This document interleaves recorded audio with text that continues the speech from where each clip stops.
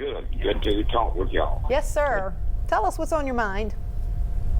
Okay, I'm concerned about the IVC filter. I've had one for about 10 years, and I noticed on TV recently information about an FDA recall on the IVC filters, and I wonder how much at risk I am.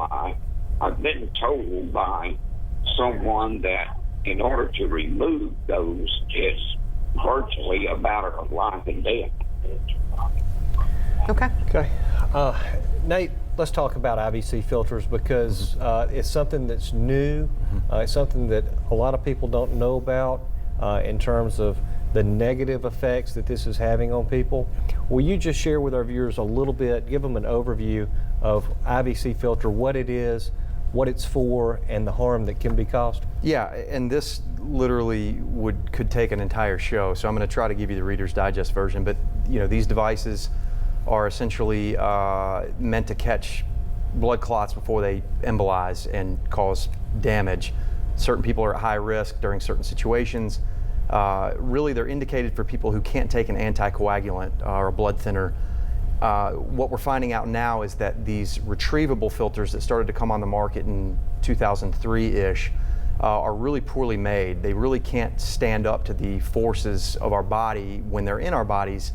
And what's worse is now the studies are indicating that they are not only, I'm trying to think of the best way to say this, they really don't work if you can take an anticoagulant, and not only do they not work, but they actually increase your risk of a DVT or deep venous thrombosis. So in your case, it sounds like your timeline, you could have gotten a retrievable filter. You would probably need to get some imaging studies done to see where it is. Has it perforated your vena cava? Has it fractured? What's going on with this filter? Because the longer these retrievables are in, the more likely they are to cause some serious problems. So that would be job one. But that's not to say that many of these devices could stay in someone's body and not ever have any bad effects. Is that fair to say? Yeah, that's fair.